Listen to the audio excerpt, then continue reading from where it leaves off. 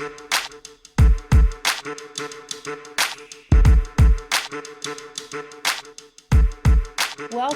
to the Life Hero podcast. This is your host, Corey Weathers.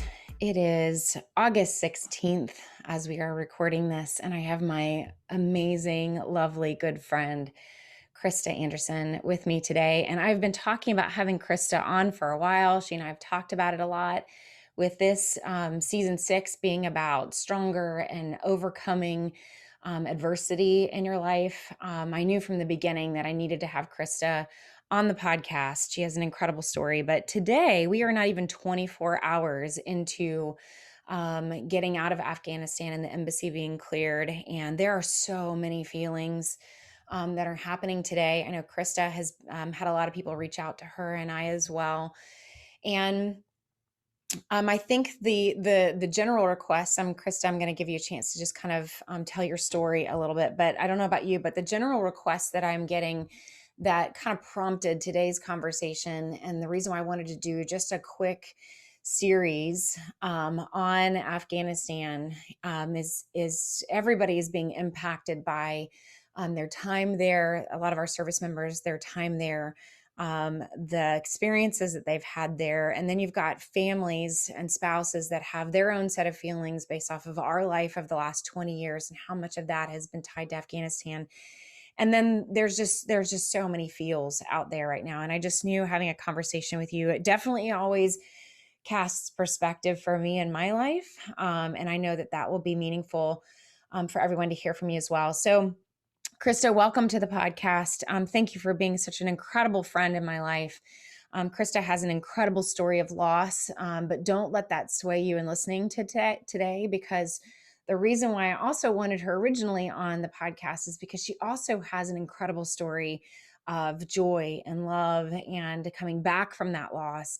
And I know that everything that's happening in Afghanistan definitely impacts her and her heart and her boys' hearts as well, and her husband Gus today. And so what we're going to do today is we're just going to actually have a conversation. We didn't script this out. We didn't even plan talking points. We don't even have an outline. I mean, this is generally just us talking and processing this out, because I have a feeling there are those of you that need this as well. And I think you also need to hear Krista's perspective, because some of you are wondering what to do with your Gold Star spouses, your Gold Star wives, your Gold Star mothers. And there's just a lot of feelings. So Krista, I'm going to just go straight to you. Your husband, Mike, passed away, I think it was 2013, correct? Yes. And you were there with him in Germany when he passed away. And so and you are now married to Gus. There's a whole story there that I want us to get to, and also sharing kind of your feelings of what you're going through right now. So let's just jump in. Krista, welcome to the podcast. Why don't you start off with just kind of sharing a little bit about Mike? Oh, thank you. Mike came from a military family. He actually started his military career in the Old Guard, and had an opportunity to do President Reagan's interment. So it gives you an idea of when he was there, and just the honor that he was able to. He just was so honored to just be a part of that unit. And it's interesting. I spoke once at the USO Metro, created this beautiful Honor Guard lounge for all of the members of the Honor Guard at Fort Myer. And I got to speak at their ribbon cutting, if you will. And they said, this was our first home as the USO Metro. This was our first home. I said, oh, it was Mike's first home too, and his last, because he's buried in Arlington National Cemetery. And it was, there's no place I'd want him to be. There's no place I know that he would want to be. And so he went on, and he was part of the infantry. He was part of the Stryker Brigade, and then moved on to Special Forces, and ending his career, his Army career, with 1st Special Forces Group, 4th Battalion, Charlie Company. And he was a incredible husband and father. He was, and continues to be, I think. I mean, husband for me in a different way, of course. Definitely looks different, but he continues to be an incredible father because his life is an example to our boys always, and we always talk about about how that can empower them in the future. Um, and he was a man of God, and believed that everything happens for a reason, that it's his plan and not ours. So that certainly brings a lot of peace. Um, and you definitely have a whole mission to bring, I Mhm. think, that peace to other people. You do so much talking now about how to get things in order and how to get preparations in order. And so many of us don't even want to talk about that or think about that. And I'm so thankful for your mission because it's something that most Americans don't even think to have a will, even, right? But our Right. military culture, we just live a different lifestyle, right? And Mhm. so you've had such an opportunity to even encourage people. And your message, I tell you this all the time, your best message, your biggest message is that you were able to go through that grief. And it doesn't mean that it doesn't hit you like waves hitting a toddler sometimes, right? Still, Mhm. even some, what are we, 8 years later? Mhm. But you've done such an amazing job not building a house in that grief, but allowing that grief to shape you and grow you and stretch you even as you parent your boys. Tell everybody a little bit about Gus. And you're married to Gus now, and Gus knew Mhm. Mike. So share a little Mhm. bit about that before we get into Afghanistan and what that means to you and all of that. Mhm. I met Gus after their company came back from the deployment in 2013. Mike was on a new team, and so I had only met a few of them before they deployed. And and I would have family dinners on Sunday. I mean, I would text at 1 o'clock and say family dinner at 4, and 50 people would show up. It was incredible. The community, there's nothing like our military community when it feels to make you feel like you're not alone. I think, um, even though in those times I could be in a room of 1,000 people and still feel alone. Physically everybody was there, everybody showed up, and they weren't afraid of me either, which was such a gift. Mhm. You know, even those 6 months that the company was, in Afghanistan fighting, the spouses showed up and they weren't afraid of me, and they brought their, just raw authentic selves and would say things that they're like, I can't believe I just said that to you, but and I loved it because I wanted to hear what they were feeling, and I knew that their fear, I mean, they were courageous. They walked through the door and looked at me in the face and saw our two boys, who were 1 and 3 at the time, and thought this could be me, but they still showed up. They still showed up.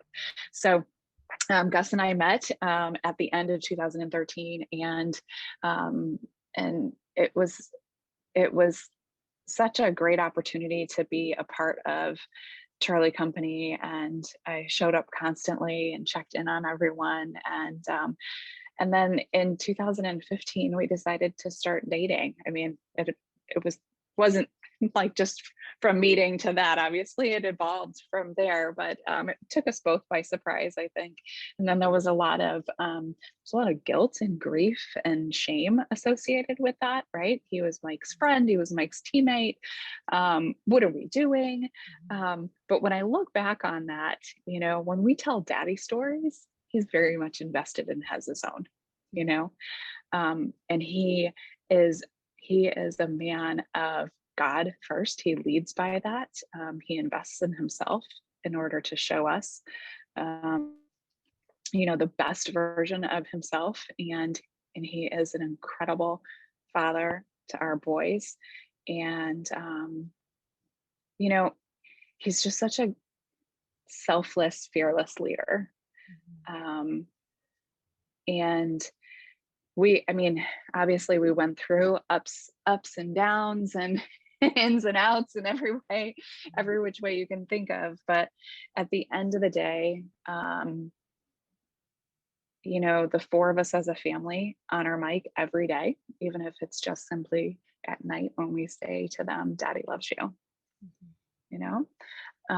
And we always try to keep a positive perspective on things. And so um, I think that, you know, and I know that we'll have some things to talk about, but I think that is also a gift right now as we see what's happening Mhm. in the news, to be able to have um, that positive and peaceful perspective on everything that has happened.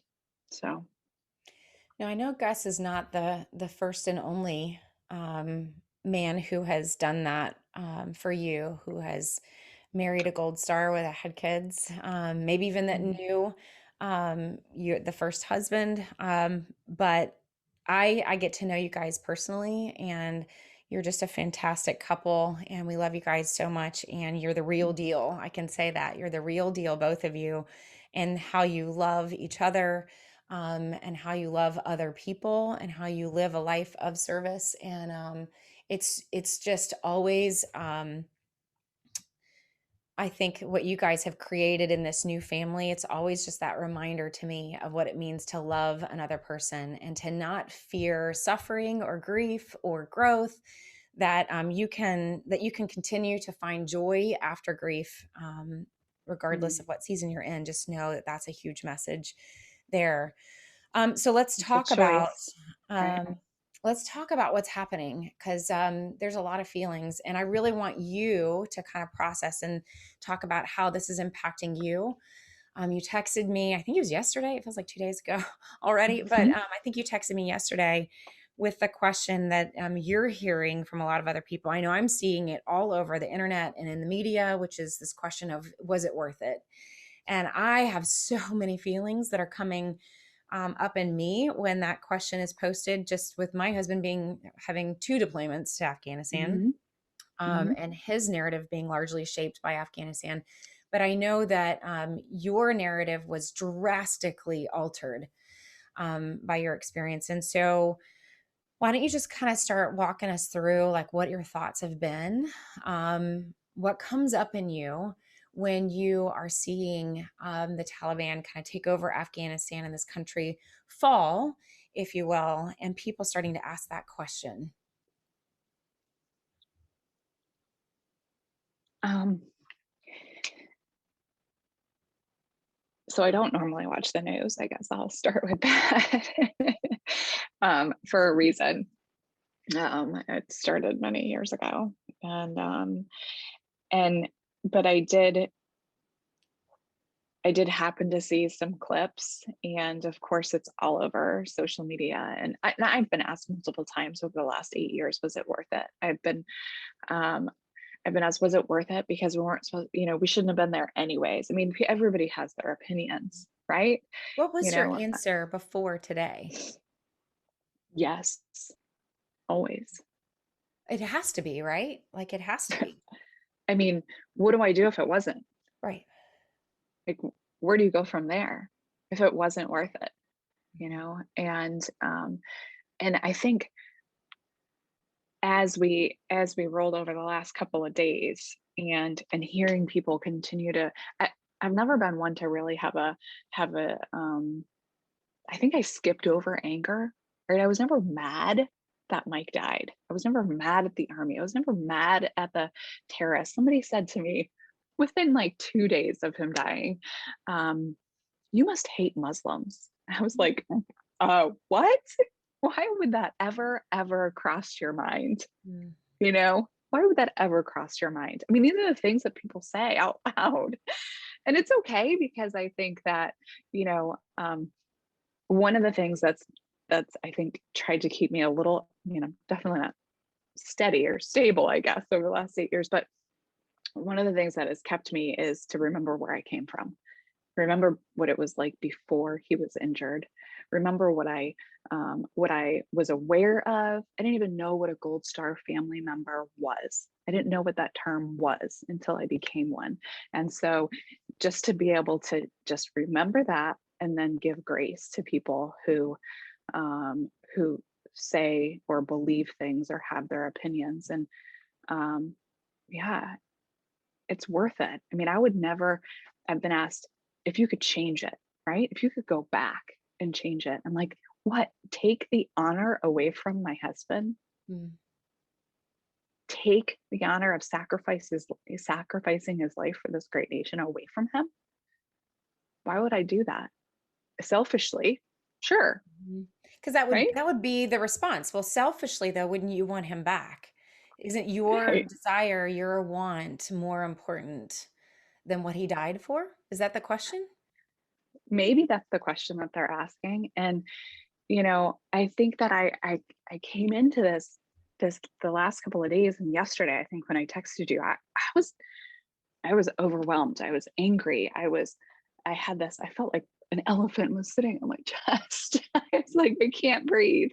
And I'm not one to encounter anxiety often. So I think maybe that was it. But um my anger was, I don't know. Those of you who have no idea what the military community has endured over the last 20 years, you tell me if it's worth it. If you had to choose my husband or yours, is my husband's sacrifice worth it? Hmm. Probably.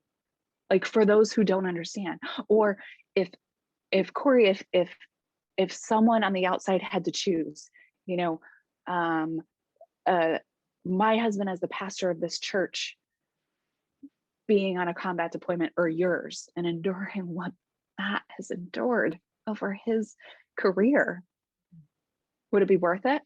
Who would they choose? Would they go? Would they say, take me? Mhm. I'm afraid to I don't answer know. that question.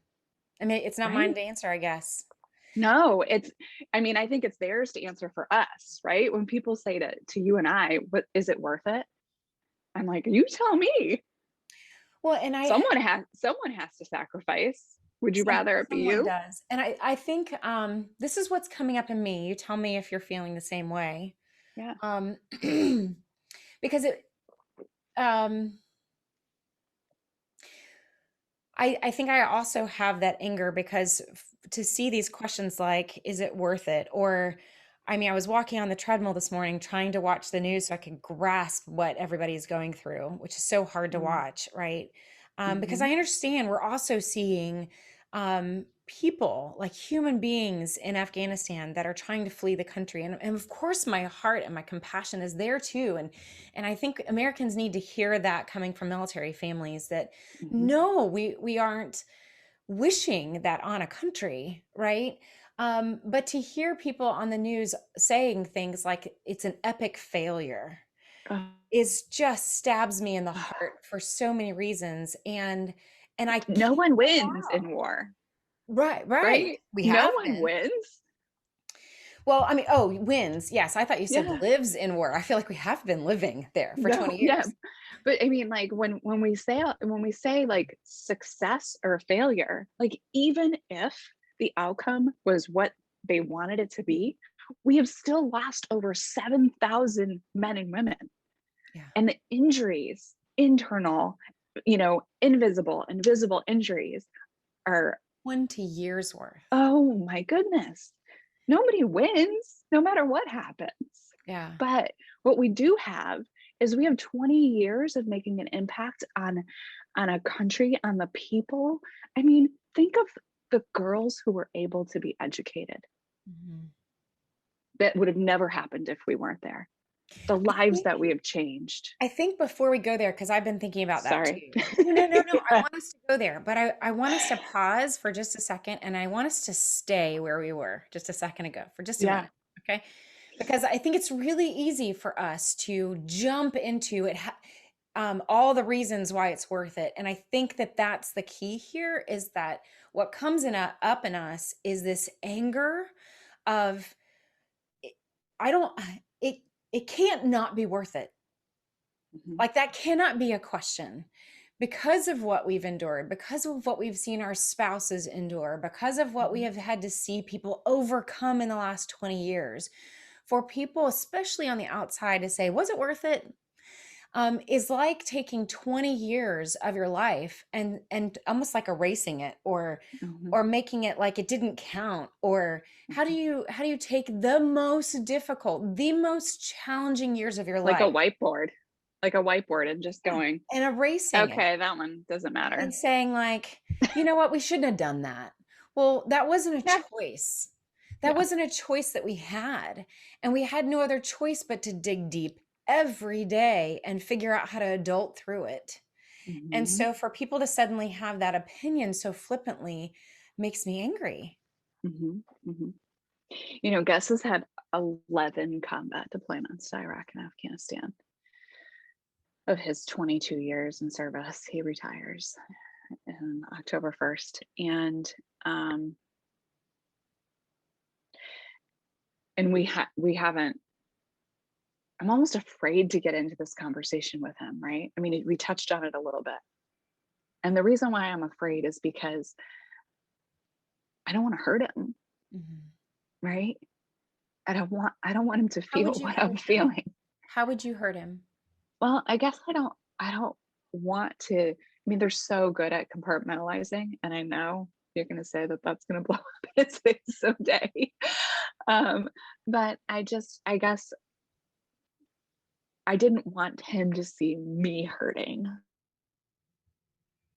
over it. And the one of the, I said it. I was like, geez, all of these people, they're talking about the interpreters and getting the interpreters out. And he's like, what about all the Afghan military and police that fought alongside us for 20 years?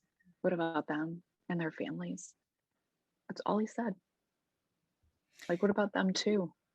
I mean, just understanding that he worked side by, and I am the least political person you'll ever meet. So, I mean, if I was on a news network right now, we'd be in trouble. That's why we're doing this here. Yeah. But I just think our men and women were invested. Not only, it wasn't just a war for them. Mm-mm. And I say I mean, there's never just a war, it's silly, but Well, um, I you will talk with Gus, right? mhm, And mhm, I've had a lot of spouses reaching out to me trying to figure out how to talk to their spouses. I'm trying to figure out how to talk to Matt about it too. And mhm, Matt is not, as much as I call him my Captain America, he's not that, he's human, yeah, and he's wrestling with it too. And I actually am planning a conversation with him right after Krista's, because in the same way, it's going to be vulnerable and it's going to be processing, and it's not going to be him showing up with all the answers, because I want you to hear him processing through some of those questions and some of those feelings that we've been talking about here in our house. But I said to him, and I think I'm probably going to say it a million times over this series, as I'm calling it, but I said to him this morning, um, first of all, we can't save everyone, right? We're not God. We're we human try. beings. And I also kind of hit this place today where I was talking to him actually on my way home before jumping on with you, Krista, and we were processing through it again. And he's like, I feel like everybody's just staring at their computers today, like nobody is working. And he had several people that reached out, and he's going to go and talk with them. And one of the things that we identified is that um, you've got to go share your stories. Like, you have to go share your stories, because sharing those stories with each other reminds you of that you were there. It wasn't just a dream, Mm, and that there's good times and there's bad times, and there's the meaning that you brought out of that. And connecting with someone who is also there, that's sharing in that same grief, helps, I think. But but what I also shared, and I wanted your perspective on it, Krista, especially as you're thinking about how to talk with Gus about it, is we have, for the last 10 years of this 20-year ordeal, we've been begging for a break. We've been so tired. Our entire force, our families, we've watched our spouses. I know we at home are tired and exhausted, and we've been begging for a break. And we could argue all day long of whether or not it's being handled the right way or whatever. But this is going to take a transition. We're going to have a lot of feelings about this, and we're going to have to figure out what it means to, like, how do you put arms down when that's all you've known your entire career is to just go on the next mission, go on the next mission, like don't even have an opinion about it. Just, and maybe that's why they may struggle with, was it worth it? Because maybe they couldn't give themselves a chance to really think about it. That's a question I'll ask Matt maybe. But now we have an opportunity to rest, and that does not have to be negative, and it's not selfish, and it's not wrong. And it's, and I know it's hard because we're watching a country of people that are hurting, and it seems wrong even for me to say that out loud, like, dare we rest while another country is struggling? But we really need to rest. So I'd love to know, Krista, what your thoughts are. I mean, you're right. We've been begging for rest. The app tempo has been outrageous, whether they're gone 3 months, 6 months, 365, whatever that looks like. But, Gus and I got married in 2017, and as you talked about earlier, I talk about planning for the unexpected and the importance of estate planning, wills and powers of attorney, and having those conversations with your spouse. And so, I say we got married, and 2 weeks later we planned our funerals, and then 2 weeks after that he deployed. And that deployment, he came home in 2017, and I could see the weight, I could see the weight and the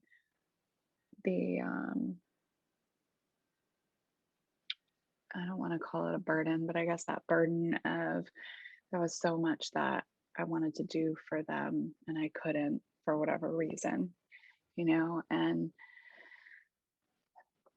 I just want everybody to just sit back, take a breath, and I want them to understand that what's happening right now and what you hear in the media and the questions that are being answered, and that, is it worth it? And was it for nothing? And was it in vain? And was it this? And was it that? And I want you to tune them out and don't allow it, because that is evil. And that's when they win.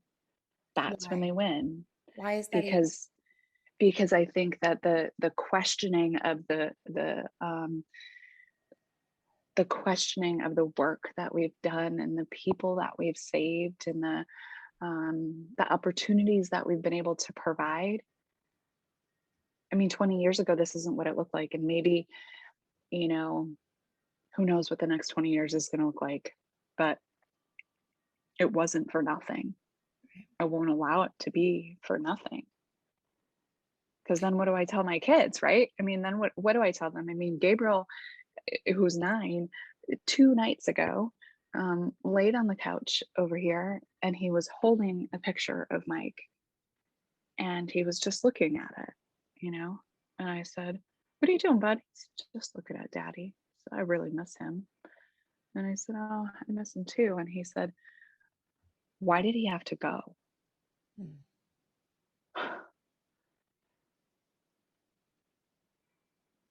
What do you say? Because that's what everybody's asking. Mm-hmm. Yeah.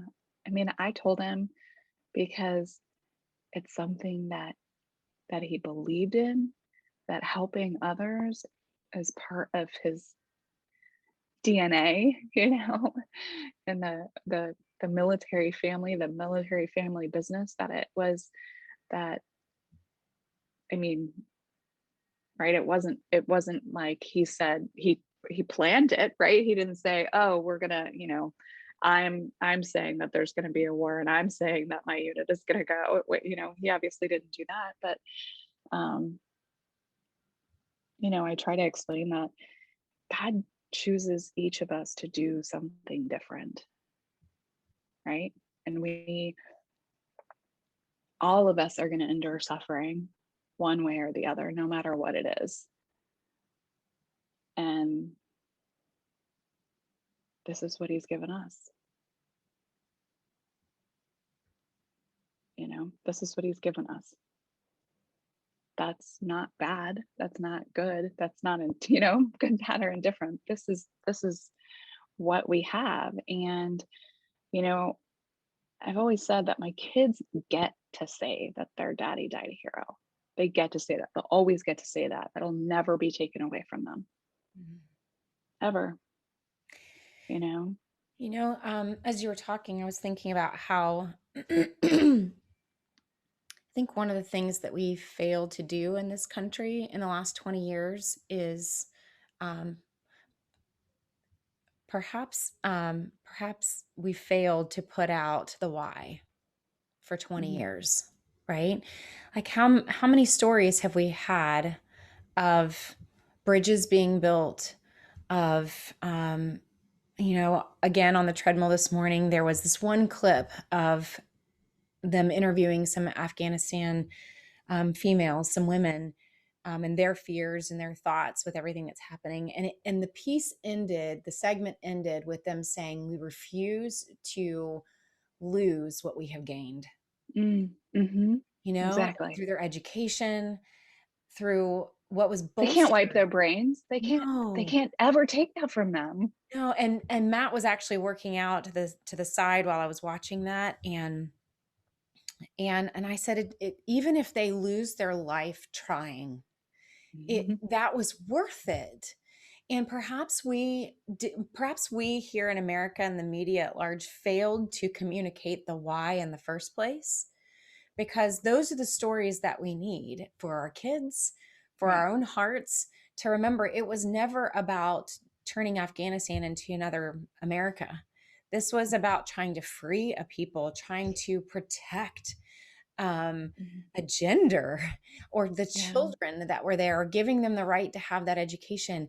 And we will never fully know the people that were invested in, that grew up in those 20 years, who have a leader's mindset, who have a different course, or just had extra years on their life that they may never have had, right?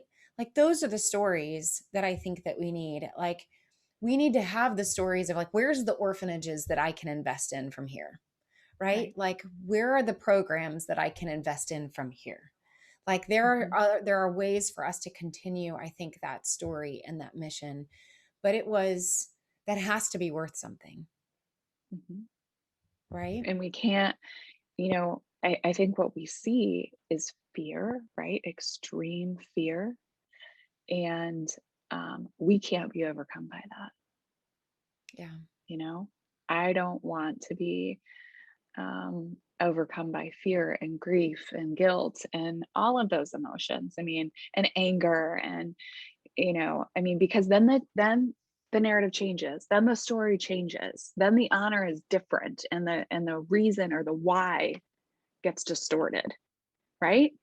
If we allow all of those negative outside influences to impact us, I think. What do you need people to say to you? Like, if people are asking, what do those, well, okay. We definitely know that there are service members that are struggling with the fact that they have lost somebody important to them,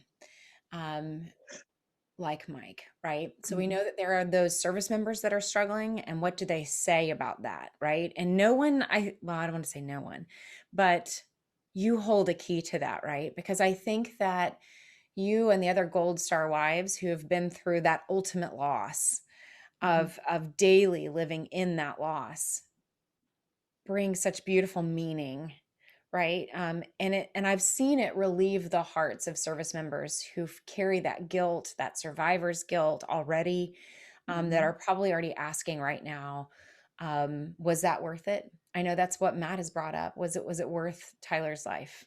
Because that was one of the most painful for him. And Mace, like, we had just gotten to a place where we were like, okay, like, look at the good that's come from since then, right? We have to bring and telling that story and encouraging other people. But here we are wrestling with it again. So what would you first say to those service members that are struggling with that? What would you what would you encourage them with? Or you don't have to encourage them, you can join them, right? Yeah. That's okay I too. mean, I think one of the things over the last 8 years that has, I guess, mobilized my efforts has been their pain, right? Has been their feeling of guilt, which I wish that I could just take all of that from them, right? Like, why him and not you? I don't. No one can answer that. No one can answer that for you. What about all of the service members that suffer and then die by suicide? I mean, I I just want to relieve them of that burden. And I wish there was something that I could do, I mean, I just try every day to say and do and be transparent and share my story and show that there's light at the end of the tunnel or on the other side, or that we're not sitting in the darkness, or that there is such good that comes out of what we deem bad things, Mhm. right? But it's also, I hear that. My first thought that I think of, and I think some of those service members would say, it's not about me though, it's you. Like you Mhm. experience the worst of that loss. No, are you kidding me? They suffer today because of it. I mean, yes. I mean, do we suffer from the loss of Mike? Yes, but Mike didn't have to come back and suffer. And me as his wife, you know, um, there is that like selfish, I wish that I could see his face as he sees our boys grow and all the things that they're accomplishing. But there is that selfless piece of me. Like we marry and our prime goal is to get our spouse to heaven. And I pray that I did that.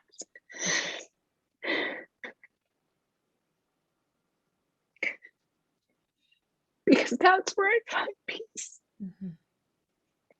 Is that he's not suffering and he doesn't feel the suffering like we do here. Mhm. Right.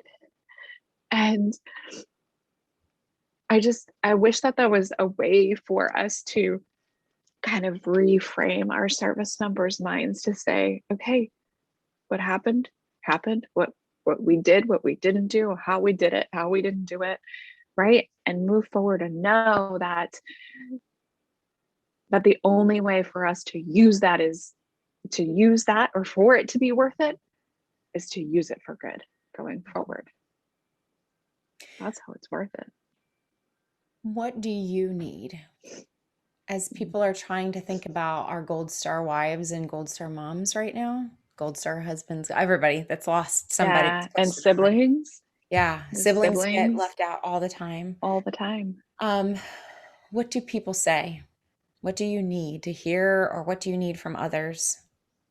You know what I loved? I mean, I was inundated with text messages and messenger messages. Those are called, but messages from people that just said, thinking about you. I Mhm. love you.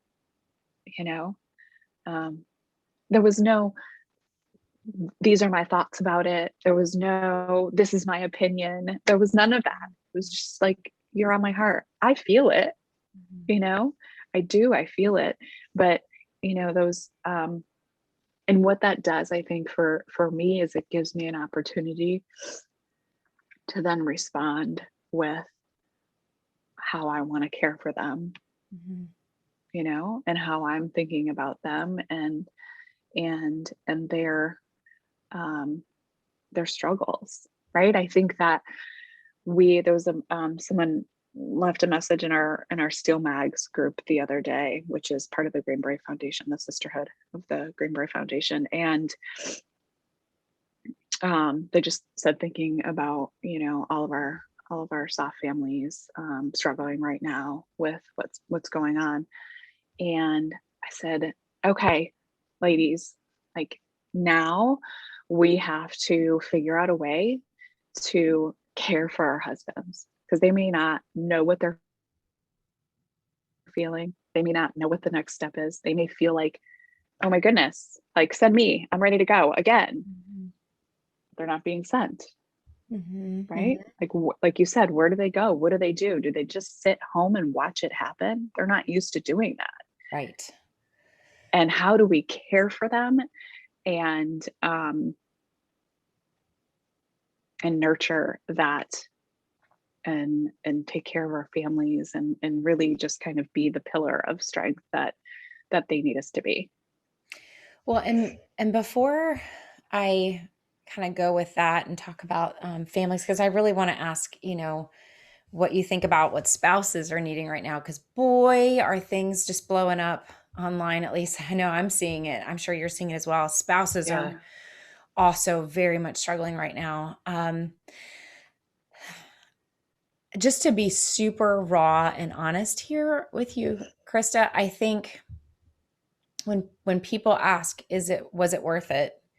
Like there's no way I could look at your life and say that it was worth that happening to Mike. And I think that that's also what people are struggling with, because you are, I think, are able to find an answer to that. But how dare I say that about your life or someone else's life? And so I don't have an answer for that. And so I think that's also what people are struggling with, because I can answer for my life, whether or not it's worth it and whether or not we're bringing meaning out of it. But there's no way does that make sense? There's no way I can look into Mm-hmm. your life and go, it has to be worth it. That had to be worth it. Does that make sense? Well, that's why we have to, I think we have to just go on by saying, like, maybe that's the perspective. Like that's the perspective. And it's looking at our own situation, acknowledging it, and coming to the terms with the fact that it was worth it, that the suffering was worth it. Why? Because it's not for it. I mean, it's selfless. You have to take that selfless perspective. Otherwise, when you turn it in and you're like, no, because then all of a sudden I mean, I could say, right, it wasn't worth it. I lost my husband, my children lost their father, right? We re-grieve. It was so true. Somebody said to me, re-grieve with every developmental stage. We re-grieve with every developmental stage, right? Like I said, 2 days ago, my son was crying because he missed his father that he actually doesn't really remember. Mm-hmm. Like himself, he doesn't have his own memories of that, right? And there's always going to be that loss. But I say you're worth it, right? I mean, we all have to just look at it and say, my suffering is worth it. My suffering for someone else's peace is worth it. Mm-hmm. We have to. I mean, I know that it sounds like roses and, rainbows or daisies and whatever. I mean, or no, it doesn't. I mean, it sounds like a lot of hard work. Well, I mean, you have to, like, right? You have to coach yourself through it every morning, every day, every, like, morning till night. And it's a choice. It's a conscious choice. I'll tell to you have that perspective. another another group that's on my heart are spouses. And there's a varying range of spouses and their experiences and what it means, but specifically those whose narratives or stories have been impacted by deployments to Afghanistan. And those experiences are just so varied. But it's, one of the reasons why I'm going to have a caregiver as also part of the series, because Yeah. I think for however long you've been, especially a caregiver to someone who came home injured or with trauma or those invisible wounds or the daily struggle of being a caregiver and having to already have come to terms with the fact that this country, this war, um, this this whole experience just shifted your whole story as a couple. And what you as a spouse are having to do day in, day out as an act of love and service to your spouse. And they're already exhausted. They're already needing respite, right? And now here comes this big blow of, like, the whole country is falling and everybody's asking, was it worth it? Is it worth it? All of that. And so my heart is with these spouses who are already exhausted. And, whenever we use the acronym HALT. What is that? Hungry, angry, lonely, or tired. we're never going to act well. Like we're never going to be our best selves, right? And our whole community is halt. Like hungry, angry, Yeah. lonely, and Yeah. tired. Our whole community. So I think I need people listening to this to remember as you seeing these reactions that are coming out on social media, whether it's anger or intense need or just all the feels, it's coming out of a very hungry, angry, lonely, tired group of people who may not have their best words right now. But what would Mhm. you say, Krista, to that spouse who is already in that place of need that is trying to wrestle with what's happening? What's coming across your newsfeed, your email box? What are people asking for? You know, I haven't put anything. I, I knew that texting you was a safe place, right? I shared my feelings directly with a spouse who is a caregiver because I saw her post, and I think everybody has a right to share how they feel whenever they want. I'm always just very guarded Mhm. because I know that if I feel that elephant sitting on my chest, that what comes out, I don't know, I just always want to try and process my feelings a little bit more before I react and share them um because they can hurt people, Mhm. you know. Um I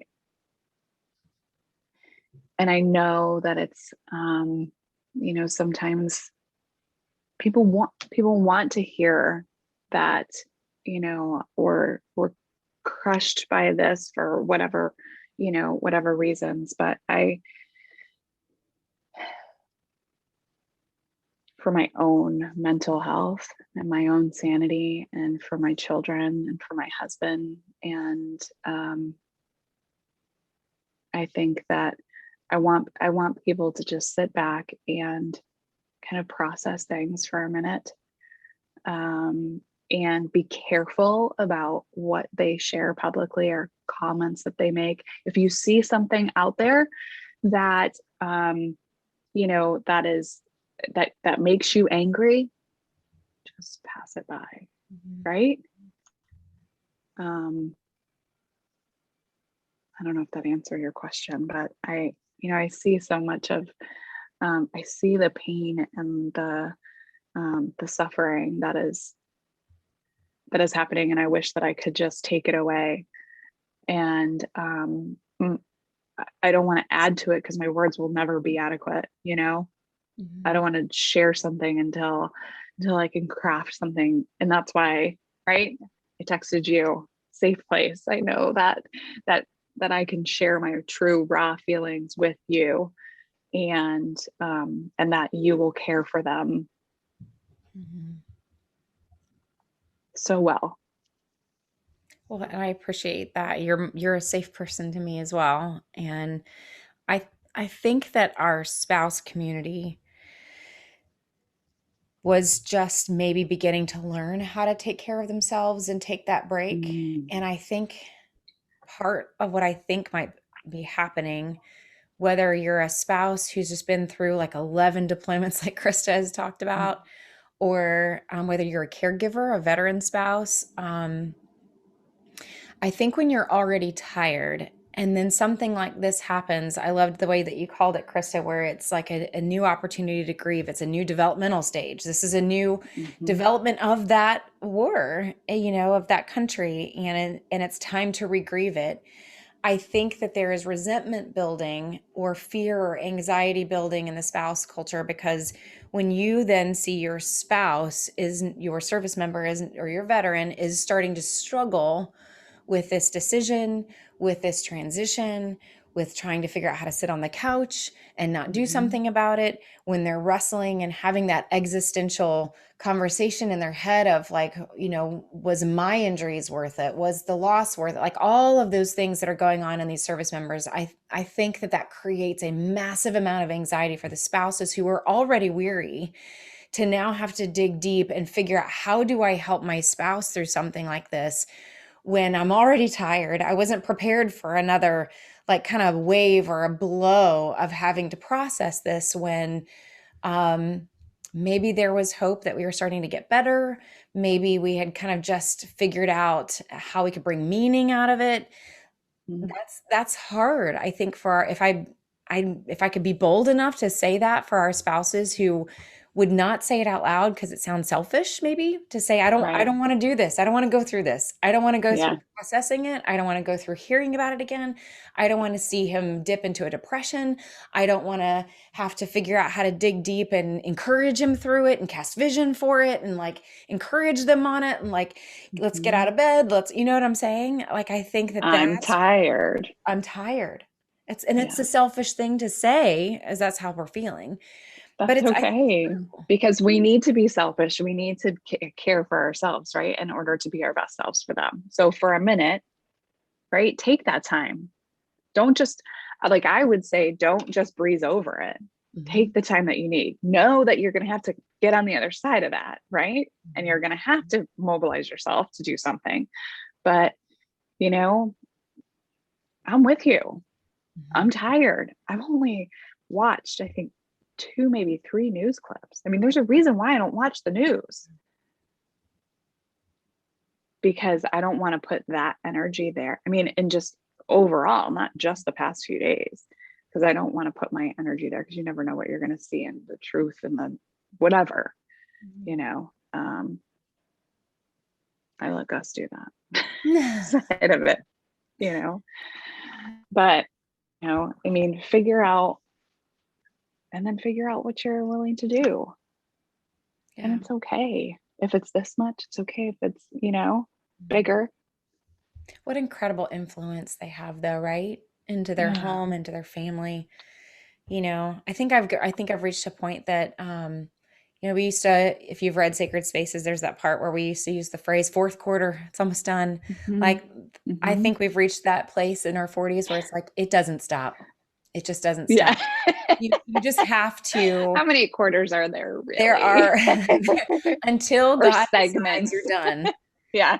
there is no stopping. There are moments of rest. There are moments of taking a breather, and you should be taking those. There should be Yeah. moments of play. There should be moments of turning off the TV. Right? Yeah. But we don't get to, we don't get to stop adulting. Mm. There's consequences Only for if that, we right? could. There are. Yeah, But Krista, definitely. tell me, what else has been on your mind? What else has been on your mind to process for you? I think I automatically jump into, okay, how are we going to be able to help with this, right? With the organizations that I serve with, and then just me as an individual, and how do we, pivot is overused, but how do we pivot now, um, and and recognize but not dwell in this space, Hmm. right? Recognize that there's a change, emotions are changing, perspective is changing, and how do we identify that and help them move forward? And um, I obviously, I mean, this conversation right here has helped me get through so much of what I've been feeling and saying it out loud, and and getting to the point, okay, what's my to-do list going forward, right? So I would encourage people, talk to somebody that you feel safe with, that there's no judgment no matter what you say and no matter how they think of things, Mhm. and be able to kind of figure out what the next steps are moving forward. Don't live here. Don't feel like the last 20 years are wasted. Can I ask a tough question? Mm-hmm. Um, what if Afghanistan does fall?